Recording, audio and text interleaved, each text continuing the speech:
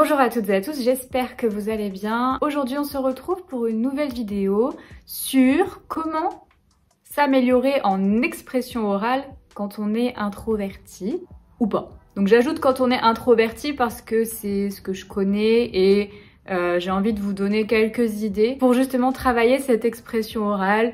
Mais voilà, c'est ouvert à tout le monde. Si vous avez d'autres idées, si vous n'êtes pas d'accord, n'hésitez pas à le dire dans les commentaires.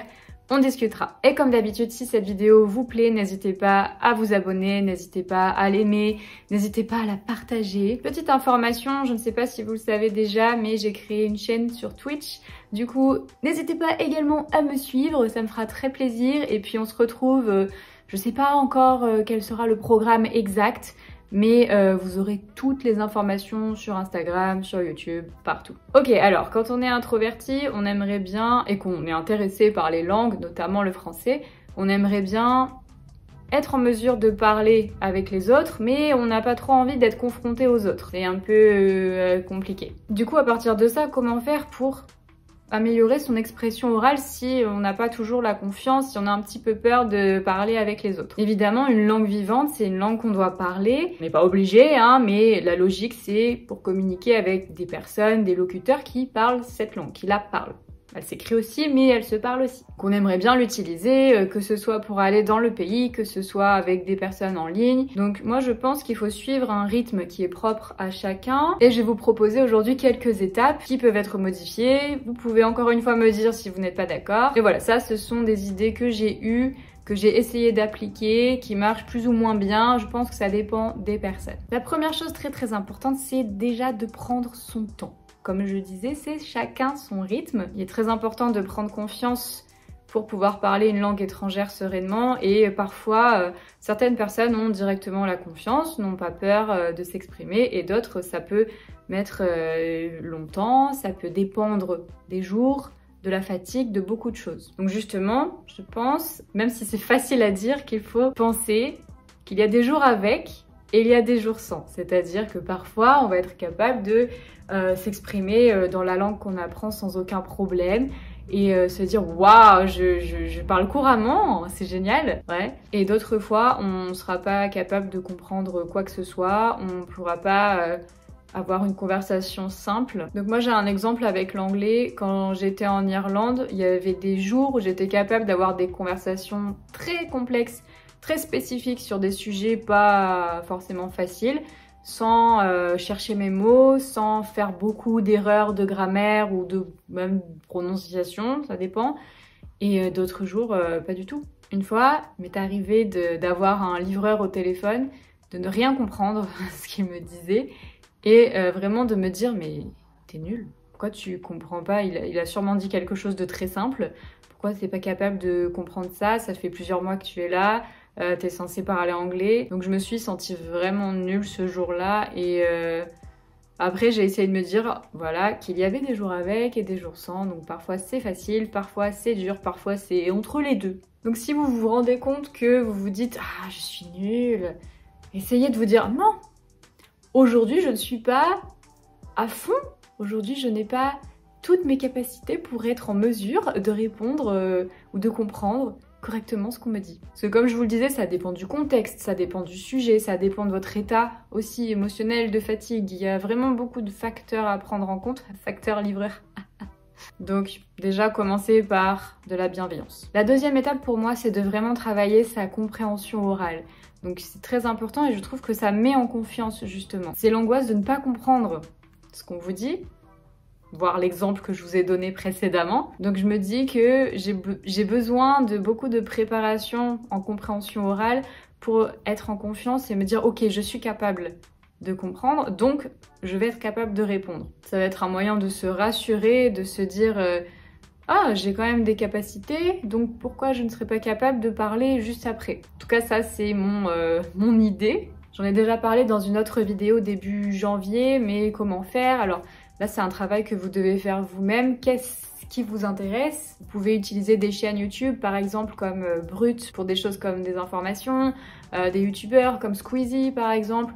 Ça peut être difficile, ça peut être facile pour vous, ça dépend de votre niveau, de votre état de fatigue aussi. Donc c'est à vous ici de faire vos recherches pour garder votre motivation et être capable de développer vos compétences dans les quatre compétences justement, mais principalement la compréhension orale pour ensuite, selon moi, arriver à travailler votre expression. Une troisième étape, ce serait s'entraîner seul. Je sais qu'on a tendance à vouloir un peu repousser ou à éviter le moment où on va devoir parler dans la langue qu'on apprend, on laisse parler les autres, ou alors on se dit non, c'est bon, j'ai pas besoin de m'exprimer. Ou alors on se dit non, mais je comprends, mais j'arrive pas à parler. Donc qu'est-ce qu'on peut faire pour essayer de surmonter ça? J'ai une petite idée, j'en ai déjà parlé dans une autre vidéo aussi, ce serait de s'enregistrer. Vous pouvez commencer par des enregistrements audio d'abord, si vous n'êtes pas trop à l'aise avec la caméra, je le comprends. Hein. Vous pouvez utiliser la lecture à voix haute et vous enregistrer si vous ne savez pas quoi raconter en premier.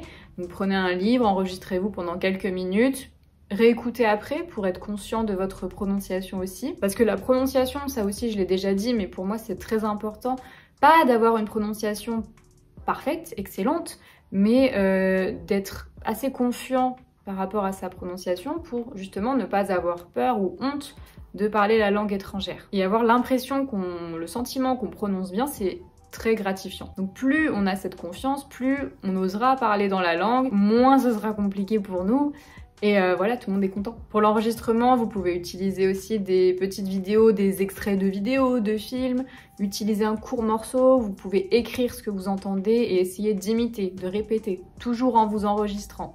Une fois que vous avez fait des enregistrements en audio, vous pouvez les conserver si vous le souhaitez. Vous pouvez ensuite passer à des enregistrements vidéo. C'est pas toujours facile, hein, je sais. Moi, au début, quand j'ai commencé sur Instagram en français, ma langue maternelle, je faisais pas de vidéo. Et quand j'ai fait mes premières vidéos, je pouvais pas me regarder, je pouvais pas m'écouter, c'était horrible. Donc je le comprends. Mais voilà, petit à petit, regardez, maintenant je fais le montage. Vous pouvez aussi utiliser des mèmes français, vous trouverez ça sur YouTube, ça peut être très drôle à essayer d'imiter et en plus vous aurez les références si vous parlez avec des Français, enfin certains, des mèmes qui sont vraiment cultes. Une quatrième étape, ce serait de se jeter à l'eau. Donc ça c'est une expression très intéressante. Se jeter à l'eau, ça veut dire prendre son courage à deux mains. Deuxième expression, et essayer. Donc comment on fait pour travailler son expression orale? Évidemment, rien ne remplace un professeur pour vous aider, pour vous guider, pour vous corriger, ça c'est l'idéal. D'ailleurs, je donne des cours particuliers ou des cours en groupe, donc si vous êtes intéressé, n'hésitez pas à me contacter, toutes les infos ici. Mais après, ça peut passer par une personne de confiance, une personne que vous connaissez bien, qui parle français, ça peut passer par les réseaux sociaux, ça peut aussi passer par des applications comme Tandem ou HelloTalk par exemple. Donc là, attention, bien sûr, hein, prenez le temps de connaître la personne, vous discutez de choses assez générales. Allez dans le pays, évidemment. Voilà, donc tout ça, c'est l'idéal, hein, c'est ce qu'on nous dit toujours, les profs, trouver des personnes à qui parler français, exactement. Après, j'en ai déjà parlé dans une autre vidéo, mais je vais développer un petit peu plus ici. Ce que vous pouvez faire si vous n'êtes pas assez confiant, si vous voulez prendre le temps, c'est de créer un compte Instagram ou une chaîne YouTube que vous pouvez mettre en privé et faites des vidéos. Voilà, vous mettez tout en privé, vous avez personne, vous êtes tout seul, mais vous avez un retour de vous-même finalement. Donc par exemple sur Instagram, vous pouvez faire des stories, vous racontez votre journée, vous pouvez faire des réels. Donc mettez-vous bien en privé si vous voulez que personne ne voit vos vidéos.